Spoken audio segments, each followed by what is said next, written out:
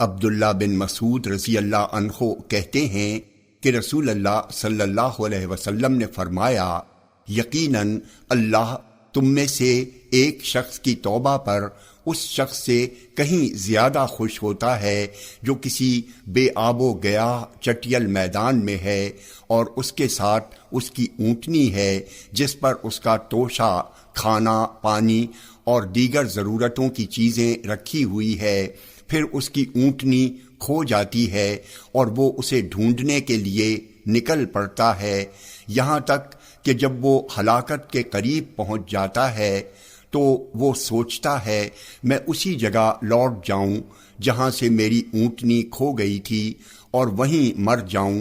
چنانچہ وہ لوٹ کر اسی جگہ پہنچتا ہے اور اس پر نیند طاری ہو جاتی ہے، پھر جب وہ بیدار ہوتا ہے تو کیا دیکھتا ہے کہ اس کی اونٹنی اس کے سر کے پاس موجود ہے، اس پر اس کا کھانا، پانی اور حاجت کی چیزیں بھی موجود ہیں۔ جامع ترمذی حدیث نمبر 2498، یہ حدیث صحیح ہے۔ انس رضی اللہ عنہ کہتے ہیں کہ نبی اکرم صلی اللہ علیہ وسلم نے فرمایا، سارے انسان خطا کار ہیں اور خطا کاروں میں سب سے بہتر وہ ہیں جو توبہ کرنے والے ہیں۔ جامع ترمذی